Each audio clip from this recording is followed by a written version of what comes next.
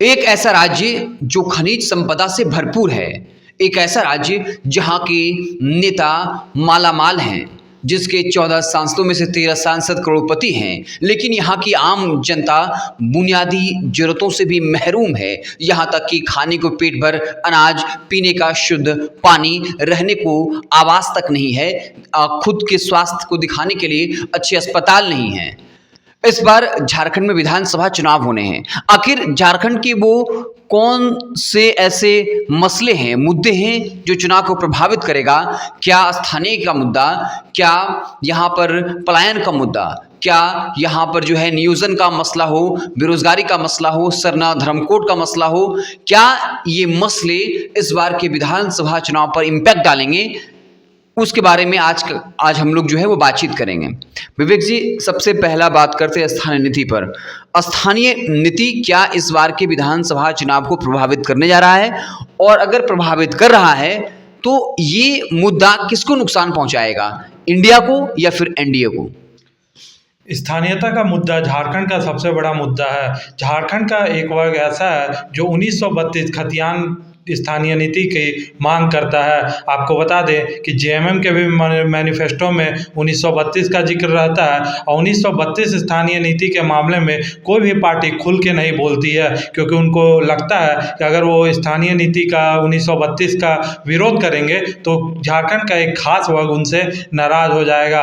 आपको बता दें कि इससे पहले रघुवर दास सरकार ने स्थानीय नीति को परिभाषित किया था। 1965 की नीति वो लेके आए थे, जिसमें 30 साल से झारखंड में रह रहे लोगों को स्थानीयता का दर्जा दिया गया था। लेकिन हेमंत सोरेन की जब सरकार आई, वो एक ड्राफ्ट लेके आए जिसको विधानसभा में पेश किया गया, और लेकिन 1932 का वो ड्राफ्ट था, उसमें ओबीसी आरक्षण की भी बात थी, नियोजन नीति की भी बात थी, लेकिन राज्यपाल महोदय के द्वारा उसको लौटा दिया गया। कहीं कुछ कमियां उसमें रह गई होगी, इसलिए वो लागू ही नहीं हो सका।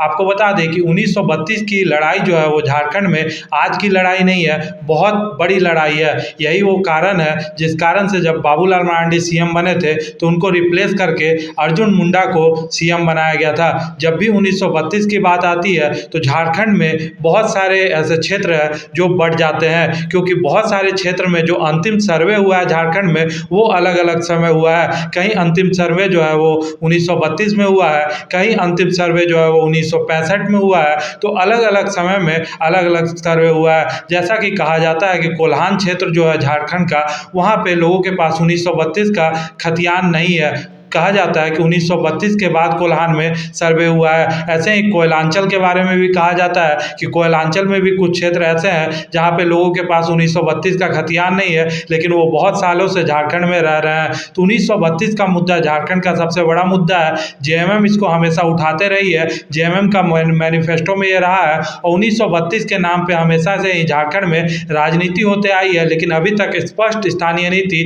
1932 को लेके या झारखंड के लिए कोई भी स्थानीय नीति अभी तक स्पष्ट नहीं बनी है। हालांकि रघुवर दास ने लागू करने की लागू की थी स्थानीय नीति, लेकिन अब जो है वो झारखंड में किसी भी तरह का स्थानीय नीति नहीं है। अब ये देखने वाली बात है कि आगे क्या होता है, आगे स्थानीयता को लेके यहाँ की सरकार क्या करती है, ये अभी भविष्य के गर्भ में है।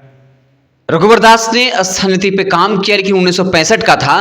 तो विवेक जी, ये साफ है कहीं न कहीं यहाँ के जो स्थानीय लोग हैं, यही वो वजह है, चाहे वो आदिवासी हो, उनमें जो है बीजेपी सरकार को लेकर एक नकारात्मकता का भाव आया है। चाहे वो लैंड बैंक के जरिए आदिवासियों की भूमि अधिग्रहण करने का को लेकर नया नियम हो, या फिर 1965 का स्थानीय नीति हो, यही वो मसले हैं जिसने आदिवासी समाज में बीजेपी के प्रति एक नकारात्मकता, एक अविश्वास पैदा किया। तो ये रहा स्थानीयता का मुद्दा।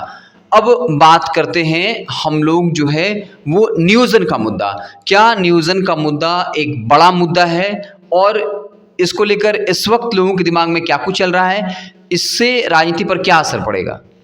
नियोजन का मुद्दा झारखंड का सबसे बड़ा मुद्दा है। आपको बता दें कि झारखंड में 3.5 लाख सरकारी पद खाली है। झारखंड में कोई नियोजन नीति नहीं है। जैसा कि मैंने आपको बताया कि हेमंत सोरेन सरकार स्थानीय नीति भी लाई थी और नियोजन नीति भी लाई थी। साथ ही ओबीसी वर्ग को आरक्षण देने की भी बात जो है वो की गई थी, उनके आरक्षण की भी बात की गई थी, लेकिन कुछ भी लागू नहीं हो सका। सबसे बड़ी बात निकल के सामने आई कि विधानसभा में तो चीज़ें गई, लेकिन उससे आगे कुछ हो नहीं सका। और भी चीज़ें निकल के सामने आई कि हाईकोर्ट में जब मसला जाता तो सरकार को जो है वो बैकफुट में जाना पड़ता। त्रुटियां थी, इसलिए जो है वो राज्यपाल महोदय की तरफ से बिल जो है वो वापस लौटा दिया गया। आपको बता दें कि जैसा कि आपने नियोजन की बात की, नियोजन को स्थानीयता से जोड़ने की बात यहाँ के युवा लगातार करते आ रहे हैं। कहा यह जा रहा है कि स्थानीयता और नियोजन को जोड़ा जाए ताकि यहाँ स्थानीय लोगों को जो है वो झारखंड में रोजगार मिले। कहा जाता है कि झारखंडियों को झारखंड में हक मिले, इसलिए स्थानीयता को जो है वो नियोजन से जोड़ा जाए। और कहा यह जब भी जाता है कि 1932 के स्थानीय नीति को जो है वो नियोजन से जोड़ा जाए ताकि यहाँ के लोगों को, यहाँ की जनता को जो है वो यहाँ की नौकरियों में आरक्षण मिले। और जैसा कि 3rd और 4th ग्रेड की नौकरियों में आरक्षण की बात की जाती है, ये भी मांग जो है वो यहाँ के युवाओं की लगातार रही है। तो नियोजन का भी मसला झारखंड का सबसे बड़ा मसला है। नियोजन नीति स्पष्ट नहीं है झारखंड में, स्थानीय नीति स्पष्ट नहीं है। तो झारखंड में जो झारखंड का विकास का सबसे बड़ा ये मुद्दा जो है वो अभी तक बना हुआ है। इस कारण से झारखंड का विकास आज तक अटका हुआ है। तो नियोजन नीति नहीं बन पाई है, किसको फायदा किसको नुकसान? ये तो यहाँ के नेता जानेंगे। यहाँ की कोई किसको फायदा किसको नुकसान होगा सियासी तौर पर, मैं इसकी बात कर रहा हूँ। देखिए, आप इसको फायदा और नुकसान से जोड़ के देख रहे हैं, लेकिन किसी भी पार्टी की सरकार रही है, यहाँ भाजपा ने भी शासन किया है, यहाँ इंडिया गुट ने भी शासन किया है, लेकिन अभी तक किसी ने भी जो है वो पूरी तरह से स्थानीयता और नियोजन को स्पष्ट नहीं किया है। रघुवर दास एक ऐसे मुख्यमंत्री थे जिन्होंने स्थानीय नीति लाई थी, लेकिन एक तबके में जो है वो इसका पुरजोर विरोध हुआ। 1965 आया तो 1932 की मांग करने वाले लोगों ने विरोध किया और कहीं ना कहीं आदिवासी जो है वो कट गए हैं भाजपा से। आपको बता दें, जैसा आपने बोला कि किसको फायदा किसको नुकसान, तो जो नहीं लागू करने पाया है उसको नुकसान होगा, और लागू तो अभी किसी ने किया ही नहीं है, तो इसको लेके किसी को फायदा जो है वो हम नहीं कह सकते हैं। रघुवर दास ने लागू किया लेकिन उनको भी फायदा नहीं मिला, उनको भी झारखंड की जनता से रोष का ही सामना करना पड़ा। रोष ऐसा सामना करना पड़ा कि उनके जाने के बाद भी बीजेपी को लेकर नेगेटिव एक अवधारणा बन चुकी है आदिवासी समाज के बीच। अगला एक बड़ा मसला है सरना धर्म कोड। सरना चूंकि आदिवासी खुद को न हिंदू मानते हैं, वो जो है कहते हैं वो प्रकृति पूजक हैं और इसे सरना धर्म को मानते हैं। सरना धर्म को लेकर भी जो केंद्र सरकार है उसका पक्ष जो है वो पॉजिटिव नहीं रहा। ये पूरा मसला क्या है, और क्या सरना धर्म को मानने वाले आदिवासी समाज जो है वो भाजपा के साथ नहीं जाने के पीछे एक बड़ा कारण सरना धर्म कोड है? सरना धर्म कोड की मांग झारखंड में काफ़ी लंबे समय से की जा रही है। यहाँ के आदिवासी जो है वो प्रकृति पूजक हैं और वो सरना धर्म कोड की मांग कर रहे हैं। वो चाहते हैं कि उनके लिए एक अलग धर्म कोड बनाया जाए, लेकिन जो मौजूदा सरकार है केंद्र में, अभी तक उन्होंने इस पर कोई स्टेप नहीं लिया है। और यहाँ के आदिवासियों में जो रोष है भाजपा को लेके, सरना धर्म कोड भी एक बड़ा मुद्दा है। यहाँ के आदिवासी चाहते हैं कि उनके लिए सरना धर्म कोड बनाया जाए और सरना धर्म को जो है वो मान्यता मिले। तो सरना धर्म कोड का जो मुद्दा है यहाँ के आदिवासियों के लिए जो सेंटिमेंटल बात है, यहाँ के आदिवासियों के लिए जो है वो उनके सेंटिमेंट को टच कर जाता है। और यहाँ के आदिवासी यही एक बड़ा कारण है जो कि भाजपा से कटते जा रहे हैं, क्योंकि उनकी जो मांगे हैं वो पूरी नहीं हुई है। तो सरना धर्म कोड का भी मामला जो है वो आदिवासियों के बीच में एक बड़ा मामला है झारखंड के लिए। अब देखने वाली बात है कि आखिर केंद्र सरकार जो है वो सरना धर्म कोड पे कोई स्टेप लेती है कि नहीं लेती है, क्योंकि केंद्र को ही जो है वो इस पे स्टेप लेना है। अगला सवाल ये है कि झारखंड जो है वो खनिज संपदाओं से भरपूर है। यहाँ के 14 सांसद में 13 सांसद करोड़पति हैं, लेकिन आम जनता की स्थिति इतनी ख़राब क्यों है कि उनको बिना बुनियादी ज़रूरतें भी उनकी पूरी नहीं हो पा रही हैं? झारखंड खनिज संपदाओं से परिपूर्ण राज्य है। यहाँ पे कोयला है, यहाँ पे लोहा है, यहाँ पे यूरेनियम है, यहाँ पे माइका है, यहाँ पे बड़े बड़े इंडस्ट्रीज है, चाहे हम टाटा इंडस्ट्रीज की बात करें, चाहे HEC की बात करें, हैवी इंजीनियरिंग कॉरपोरेशन, यहाँ पे NTPC के पावर प्लांट्स है, यहाँ पे अडानी के पावर प्लांट्स है, बड़े बड़े जो कोयला उद्योग यहाँ पे है। लेकिन इसके बाद भी झारखंड जो है वो एक गरीब राज्य है। इसका सबसे बड़ा प्रभाव जो है वो विस्थापन का भी एक मुद्दा जो है वो हो गया है। आपको बता दें कि जब कंपनियां झारखंड में लगती है, उसके बाद जब जमीन अधिग्रहण होता है तो उनको जो वहाँ के जमीन के मालिक रहते हैं उनको उनका हक नहीं मिलता है, वो विस्थापित हो जाते हैं। और विस्थापन का मुद्दा भी जो है वो झारखंड का सबसे ज्वलंत मुद्दा है। झारखंड के कुछ क्षेत्र ऐसे हैं जहाँ पे विस्थापितों की हालात बहुत खराब है, उनके लिए जो है वो करो या मरो वाली स्थिति है। मुआवजा समय पे नहीं मिलता है और यही एक कारण है जो उनके बीच में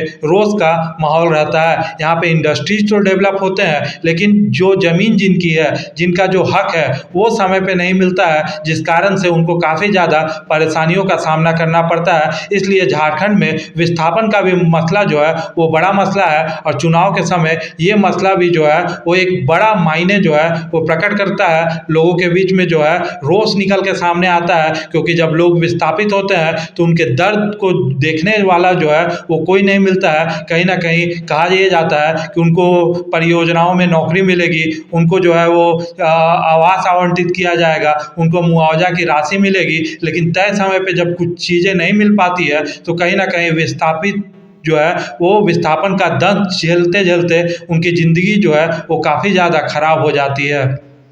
और वो कौन से बड़े मुद्दे हैं जो इस बार के विधानसभा चुनाव में प्रभावी रहने वाले हैं? झारखंड में बेरोजगारी का भी मुद्दा जो है वो काफ़ी ज़्यादा बड़ा मुद्दा है। झारखंड का एक बड़ा युवा वर्ग जो है वो बेरोजगार है। जैसा कि मैंने आपको बताया कि झारखंड में 3.5 लाख से अधिक पद खाली है और झारखंड में जो परीक्षाएं होती है वो परीक्षाएं कहीं ना कहीं उसमें त्रुटियां निकल के सामने आती है। जांच आयोग बैठा दिया जाता है, जैसे कि JSSC CGL परीक्षा की भी हम बात करें तो कहीं ना कहीं पेपर लीक का मामला निकल के सामने आ गया। झारखंड जब बना था तो यहाँ के युवाओं ने सोचा था कि उनको नौकरियाँ मिलेगी, लेकिन जो अभी तक का इतिहास रहा है, यहाँ के परीक्षाओं में पेपर लीक का मामला, यहाँ के परीक्षाओं में घोटाले का मामला, ये देखने के लिए लगातार मिलता है। इससे झारखंड के युवा वर्ग जो है वो काफ़ी ज़्यादा नाराज रहते हैं। उनको जो है वो एक तो नौकरियां निकलती नहीं है, नौकरियां निकल जाती है तो मामला जो है वो हाई कोर्ट चला जाता है, सालों साल जो है वो हाई कोर्ट में मामला चलते रहता है, घोटाला हो जाता है तो उस पर जांच बैठाई जाती है,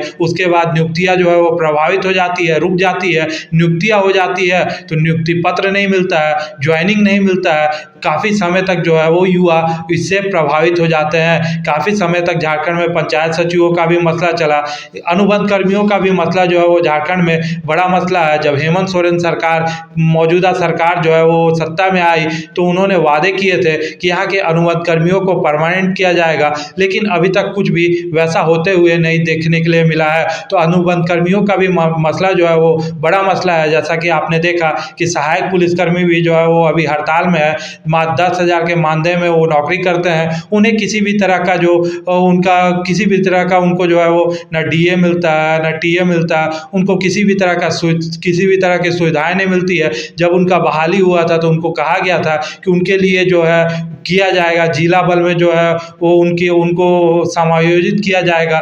ऐसे बातें निकल के सामने आई थी, ना ही उनके लिए इंश्योरेंस का व्यवस्था किया गया। तो यहाँ के अनुबंध कर्मियों में भी काफ़ी ज़्यादा रोष है। पारा टीचरों का भी मसला जो है वो झारखंड में काफ़ी लंबे समय तक चला। तो ये सभी मसले जो है वो झारखंड के बड़े मसले हैं। झारखंड में जो आबादी अनुबंध कर्मी है वो भी काफ़ी ज़्यादा परेशान है। हालांकि ओल्ड पेंशन स्कीम आने के बाद से यहाँ के कर्मियों में कुछ ना कुछ जो है वो उनको राहत का सांस उनको मिला कि ये सरकार जो है वो ओल्ड पेंशन स्कीम लेके आई उसके बाद से, लेकिन जो अनुबंध कर्मियों का मुद्दा है वो अभी भी बरकरार है। तो चलिए, ये वो तमाम मुद्दे हैं जिसका प्रभाव इस बार के विधानसभा चुनाव में पड़ना है। आपको क्या कुछ लगता है कमेंट बॉक्स में ज़रूर बताइएगा। बहुत बहुत धन्यवाद।